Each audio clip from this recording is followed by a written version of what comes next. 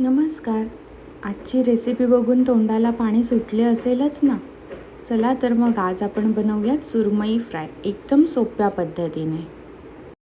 आधी आपण सुरमईला मॅरिनेट करून घेऊयात. सुरमईला आपण हळद, लाल तिखट, मीठ आणि आगूळ घालून 1 तासभर मॅरिनेट केलेले आहे.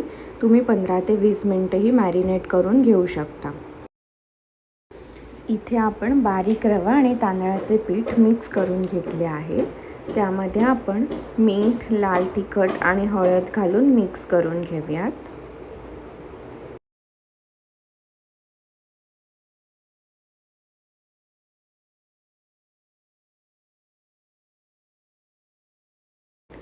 अशा पद्धतीने सुरमईसाठी कोटिंग छान हाताने मिक्स करून तयार करायचे आहे.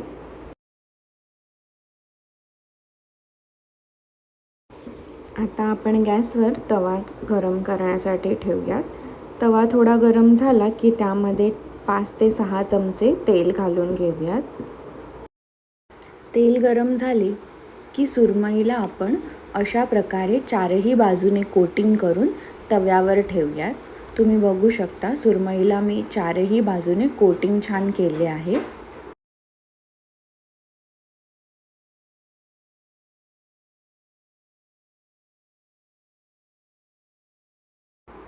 अशाच पद्धतीने आपण सगळे फिश तव्यावर घालून घेऊयात.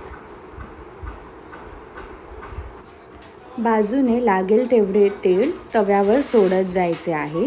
स्लो गॅसवरच फिश फ्राय करायचे आहेत, म्हणजे फिश आतून चांगले फ्राय होतात.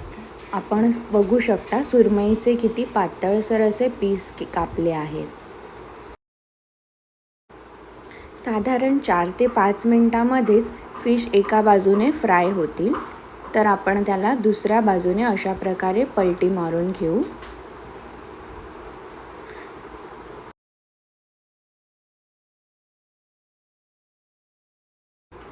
आता तव्यावर पुन्हा लागेल तेवढे तेल घालून घेऊयात आपण.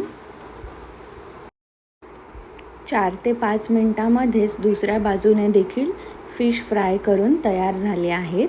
अशा प्रकारे मस्त टेस्टी टेम्पटिंग सुरमई फिश फ्राय तयार आहेत.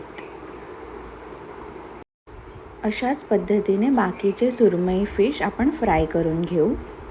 ही रेसिपी तुम्हाला कशी वाटली हे कमेंट करून नक्की सांगा. त्यासोबतच या व्हिडिओला लाईक करा आणि माझ्या चॅनलला सबस्क्राईब करा. धन्यवाद.